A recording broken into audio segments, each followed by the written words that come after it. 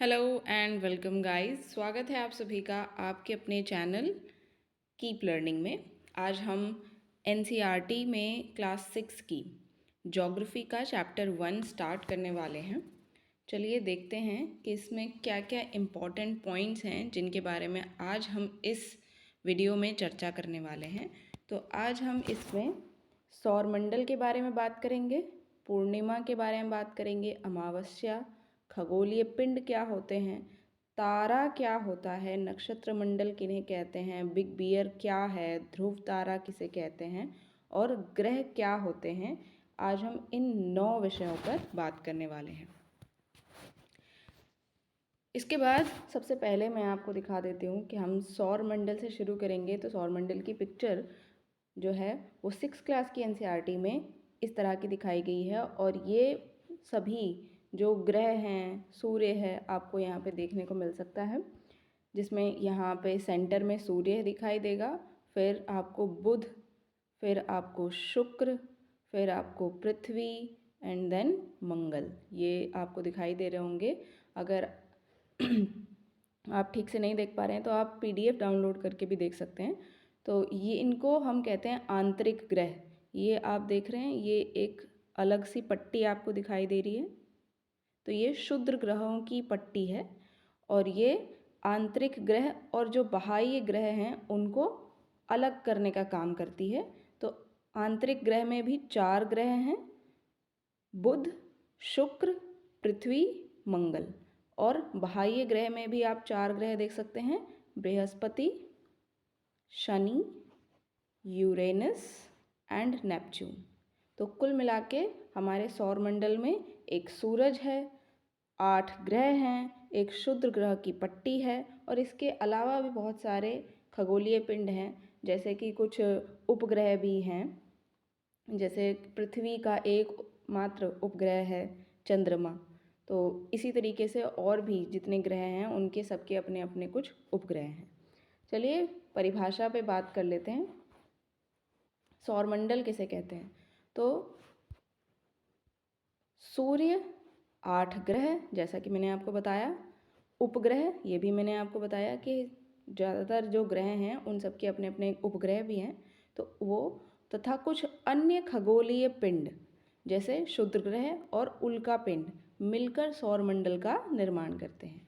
इसका मतलब क्या हुआ कि जो हमारा सौरमंडल है उसमें सूर्य आता है, 8 ग्रह आते हैं, उपग्रह आते हैं, क्षुद्र ग्रह आते हैं, उल्का पिंड आते हैं, ये सभी मिलाकर सौरमंडल का निर्माण करते हैं। अब देखते हैं पूर्णिमा किसे कहते हैं। तो पूर्णिमा आप 15 दिन में एक बार देखते होगे, जब आसमान में तो पूरा चांद दिखाई देता है, तो 15 दिन में एक बार पूर्ण चंद्रमा वाली रात को पूर्णिमा कहते हैं। अमावस्या को आप देख सकते हैं कि 15 दिनों के बाद एक दिन ऐसा आता है जब चंद्रमा दिखाई नहीं देता है, वो बिल्कुल अंधेरी रात होती है, तो उसको हम अमावस्या कहते हैं। तो इसको अगर हम शब्दों में परिभाषित करें तो कुछ ऐसा कह सकते हैं कि 15 दिन में एक बार बिना चंद्रमा वाली रात को अमावस्या कहते हैं। ये 6 क्लास की एनसीईआरटी है, तो बहुत ही छोटे छोटे टर्म्स में आपको जो शब्द हैं उनको समझाया गया है। चलिए नेक्स्ट बात कर लेते हैं, खगोलीय पिंड क्या होते हैं। जैसे हमने सौरमंडल की परिभाषा जब पढ़ी थी तो आप देखेंगे कि उसमें आपको बताया गया था कि कुछ अन्य खगोलीय पिंड, यहाँ आप देख पा रहे हैं, तो ये जो खगोलीय पिंड हैं उनकी परिभाषा आप यहाँ देखेंगे कि खगोलीय पिंड क्या होते हैं। सूर्य, चंद्रमा ये उपग्रह है और वे सभी वस्तुएं जो रात के समय आसमान में चमकती हैं खगोलीय पिंड कहलाती हैं। रात के समय पे आप तारे देख पाते हैं, सूरज एक तारा है, चंद्रमा देख पाते हैं जो कि एक उपग्रह है। इसके अलावा और भी कई ग्रह हैं और भी कई तारे हैं जो आपको दिखाई देते हैं, लेकिन वो हमसे इतनी दूर हैं कि वो इतने छोटे तारे जैसे दिखते हैं, ट्विंकल ट्विंकल लिटिल स्टार जैसे, राइट। तो सूर्य, चंद्रमा और सभी वस्तुएं जो रात के समय आसमान में चमकती हैं उन्हें खगोलीय पिंड कहा जाता है। नेक्स्ट है कि तारा किसको कहते हैं। अभी मैंने कहा कि सूरज एक तारा है, तो अब ये जानने वाली बात है कि तारा क्या होता है।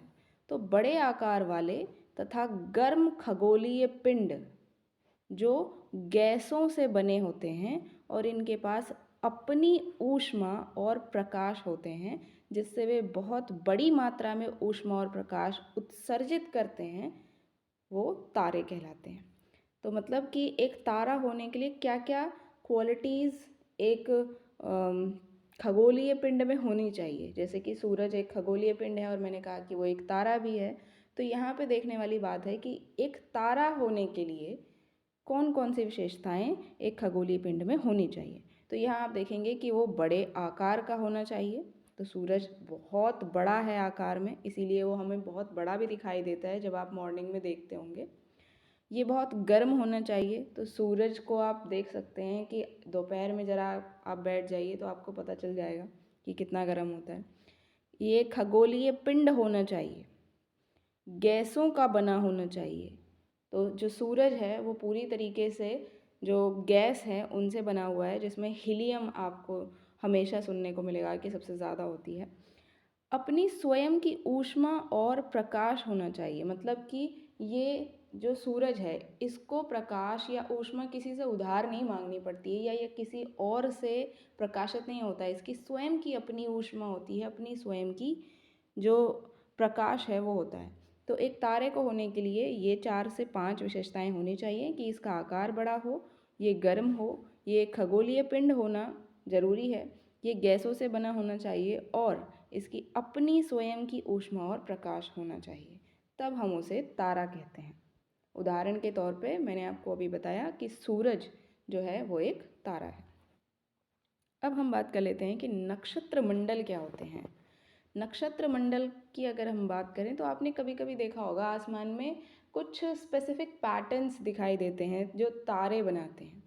तो तारों के विभिन्न समूहों द्वारा बनाई गई विविध आकृतियों को नक्षत्र मंडल कहते हैं।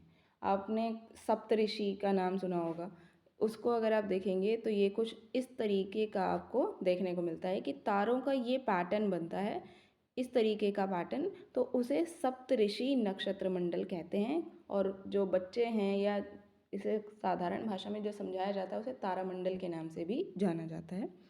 इसी तरीके से आप एक और नक्षत्र मंडल देख सकते हैं जिसको अर्सा मेजर या बिग बियर, ये दोनों एक ही नाम है, एक ही जो तारा समूह है उसका नाम है। तो वो कुछ इस तरीके से आपको दिखाई देगा।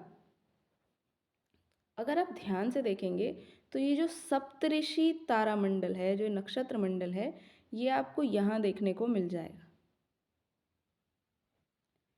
इसका मतलब है कि सप्तऋषि नक्षत्र मंडल बिग बियर का ही एक हिस्सा है। अगर आप कभी सप्तऋषि देख पा रहे हैं तो ज़रा गौर से और थोड़ा ध्यान देंगे तो आप अर्सा मेजर या बिग बियर को देख पाएंगे।